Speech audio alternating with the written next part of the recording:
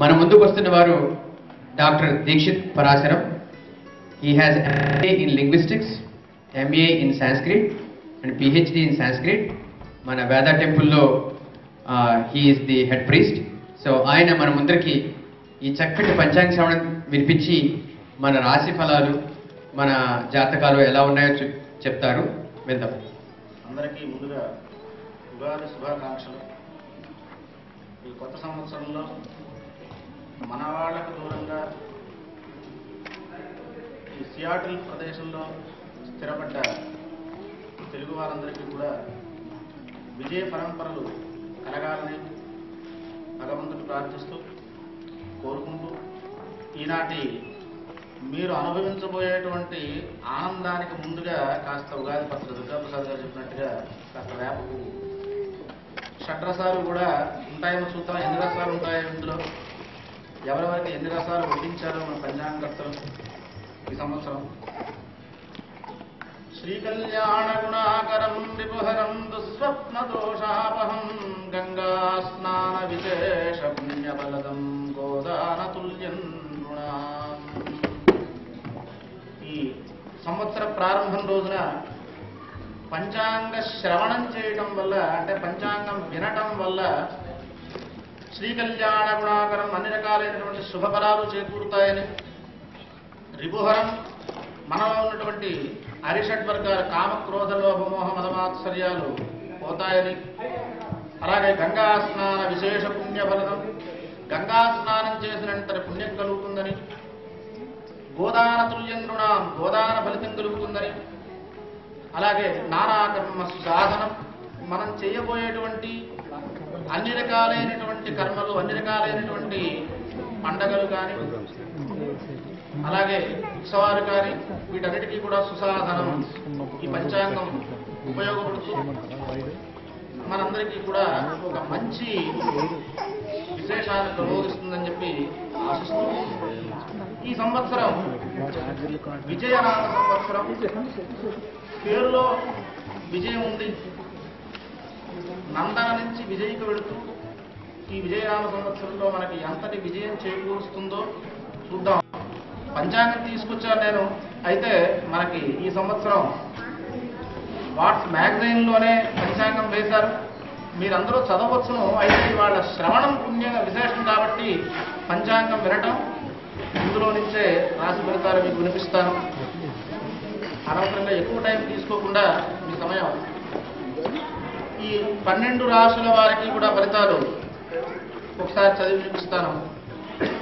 మేషం, వృషభం, మిథునం, కర్కాటకం, సింహం, కన్యా, తుల, వృశ్చికం, ధనస్సు, మకరం, కుంభం. ఇవి రాశులు. ఏ ఏ రాశుల వారు, ఏ ఏ నక్షత్రాల వారు ఏ ఏ రాశులకు చెందుతారో ఒకవేళ తెలియకపోతే అది కూడా చెబుతాను. మొట్టమొదటిగా మేషరాశి. అశ్విని నక్షత్రం, భరణి నక్షత్రం, కృత్తికా నక్షత్రం మొదటి పాదం వీరు మేషరాశికి చెందిన వారు అవుతారు. మేషరాశి వారు ఈ సంవత్సరం చాలా బాగుంది. బ్లడ్ గ్రూప్లో ఓ పాజిటివ్ లాంటిది మేషరాశి వారు ఈ సంవత్సరం. మిగతా వాళ్ళందరికీ కూడా యూనివర్సల్ డోనర్స్. ఎందుకంటే ఆదాయం 11, వ్యయం కేవలం 2. కాబట్టి 11 పాళ్ళు ఆదాయం ఉంటే వ్యయం 2 పాళ్ళే ఉంటుంది. కాబట్టి 9 పాళ్ళ ఆదాయం వాళ్ళకి నిలవ ఉంటుంది. కాబట్టి మిగతా వారందరూ వీళ్ళని గుర్తుంచుకోవాలి ఈ సంవత్సరం అంతా. అలాగే రాజపూజ్యం 5, అవమానం 4. ఇది కూడా బాగానే ఉంది.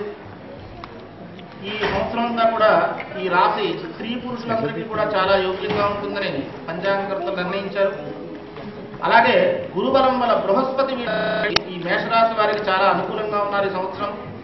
ఆ బృహస్పతి అనుకూలంగా ఉండడం వల్ల జీవనం అంతా చాలా ఔన్నత్యంగా ఉంటుంది. అలాగే భూమి, గృహం ఇటువంటి ఆస్తులు సంపాదించేటువంటి అవకాశం చాలా ఉంది. అలాగే ఉద్యోగస్తులకి ఈ సంవత్సరం చాలా విశేషంగా కలిసి వచ్చేటువంటి సంవత్సరం ఉంటాయి. అలాగే పై అధికారుల మన్ననలు పొందుతారు. ఉద్యోగంలో ప్రమోషన్లు వచ్చేటువంటి అవకాశం ఉంది. అలాగే కళాకారులకు కూడా చాలా అనుకూలమైనటువంటి సంవత్సరం ఈ సంవత్సరం. చూద్దాం మనకి ఇక్కడ ఈ ప్రదర్శించేటువంటి కళాకారులందరూ కూడా ఎంత చక్కగా ఈ సంవత్సరం వాళ్ళు అభివృద్ధి చెందుతారో. ఇంకా ముందు ఫంక్షన్స్ అలాగే విద్యార్థులకు మంచి మార్కులతో ఉత్తీర్ణత పొందేటువంటి అవకాశం ఉంది. అట్లాంటి చదవద్దని కాదు, చదివితేనే వస్తాయి, కానీ మంచి మార్కులతో ఉత్తీర్ణత పొందేటువంటి అవకాశం ఉంది ఈ సంవత్సరం. అలాగే వ్యవసాయదారులకు కూడా ఈ సంవత్సరం చాలా యోగ్యంగా ఉంది. ఈ సంవత్సరం ఈ మేషరాశి వారికి ఏదైనా కనుక ఒడిదుడుకులు వచ్చినట్టయితే పంచాంగకర్తలు సూచిస్తున్నారు, వెంకటేశ పూజ, ఆరాధన లేదా స్తోత్రం ఇవి ఏదైనా చేసుకుంటే మీకు వచ్చేటువంటి ఒడిదుడుకుల నుంచి ఉపశమనం పొందడానికి అవకాశం ఉంటుంది. ఇక వృషభ రాశి, కృత్తికా నక్షత్రం 2, 3, 4 పాదాలు, అలాగే రోహిణీ నక్షత్రం, మృగశిర నక్షత్రం మొదటి 2 పాదాలు. వీరికి ఆదాయం 5, పాపం వ్యయం కూడా 5, కాబట్టి పెద్దగా నిలవ ఉండకపోవచ్చు మిగులు. రాజపూజ్యం మాత్రం 14 మంది వీరికి గౌరవిస్తే కేవలం 4 మాత్రం గౌరవించకపోవచ్చు, పెద్ద ఇబ్బంది కాదు. సో గౌరవం ఎక్కువగా ఉంది వీరికి. ఇంకా ఈ రాశి స్త్రీ పురుషులందరికీ కూడా గురు, శని, రాహు గ్రహాలు అనుకూలంగానే ఉన్నాయి ఈ సంవత్సరం. అందువల్ల వీళ్ళకి శుభకార్యాలు జరిగేటువంటి అవకాశం ఉంది ఇంట్లో. అలాగే గృహ నిర్మాణం కూడా ఈ సంవత్సరం యోగ్యంగా ఉంది వీరికి. ఉద్యోగస్తులకు జూన్ తర్వాత నుంచి చాలా అనుకూలమైనటువంటి సమయం. జూన్ వరకు కూడా కాస్త ఒడిదుడుకులు రావచ్చు. అలాగే కళాకారులు కూడా ద్వితీయార్థంలో అంటే ఆగస్టు తర్వాత నుంచి చాలా బాగుంటుంది. విద్యార్థులు మంచి ఉత్తీర్ణత సాధిస్తారు ఈ సంవత్సరం పరీక్షల్లో. అలాగే వివాహం కాని స్త్రీలకు ఈ సంవత్సరం వివాహం అయ్యేటువంటి అవకాశం బాగా ఉంది, మెండుగా ఉంది, కాబట్టి వారు ప్రయత్నాలు చేయవచ్చు. ఈ సంవత్సరం వృషభ రాశి వారికి ఏదైనా ఒడిదుడుకులు వచ్చినట్టయితే లక్ష్మీనారాయణ మంత్రం కానీ ఆరాధన కానీ ఈ పంచాంగకర్తలు సూచిస్తున్నారు. అట్లాగే మిథున రాశి వారు మృగశిర నక్షత్రం మొదటి 3, 4 పాదాలు, ఆర్ద్ర నక్షత్రం, అలాగే పునర్వసు నక్షత్రం 1, 2, 3 పాదాల వారు. వీరికి ఆదాయం 8, వ్యయం 11, కాబట్టి వ్యయమే కాస్త ఎక్కువగా ఉంది. ఏమి పర్లేదు, మేషరాశి వారు ఉన్నారు మనకి. అలాగే రాజపూజ్యం 1, అవమానం 7, ఇది మాత్రం అసలు బాధ.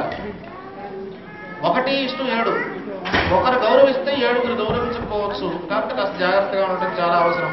దీనికి శని, రాహు, కేతువుల ప్రభావం వల్ల కొంతవరకు ఒడిదుడుకులు వచ్చినా సంవత్సరం చివరిలో అనుకున్న పనులు నెరవేర్చేటువంటి అవకాశం ఉంది. గృహ నిర్మాణాలు ఇటువంటివి ఏమైనా ఉంటే కూడా పూర్తవుతాయి ఈ సంవత్సరం. కానీ ఆరోగ్యం విషయంలో మిథున రాశి వారికి కాస్త జాగ్రత్తగా చూసుకుంటున్నారు ఆరోగ్యం. అట్లాగే ఉద్యోగస్తులకి ఈ రీఆర్కుల సమస్యలు ఉండేటువంటి అవకాశం ఉంది ఈ సంవత్సరం. ప్రమోషన్, దూర ప్రాంతాలకు వెళ్ళేటువంటి అవకాశం కానీ ట్రాన్స్ఫర్స్ ఇటువంటి అవకాశం ఉంది. ఆ తర్వాత విద్యార్థులకు ఈ సంవత్సరం అంత అనుకూలంగా కనిపించట్లేదు, కాబట్టి వాడు చాలా శ్రద్ధగా చదవవలసిందే. ఏమాత్రం ఏమరపాటుగా ఉన్నా కూడా నిరుత్సాహంగా ఉంటుంది ఫలితాలు, కాబట్టి చాలా శ్రద్ధగా చదవాలి. ఈ రాశి స్త్రీలకు కూడా సామాన్యంగా ఉంది ఈ సంవత్సరం.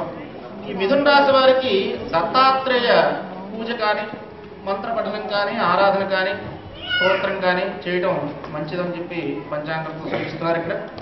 అట్లాగే కర్కాటక రాశి వారు, ఈ కర్కాటక రాశి వారికి పునర్వసు 4వ పాదం, పుష్యమి నక్షత్రం, ఆశ్లేష నక్షత్రం 4 పాదాలు.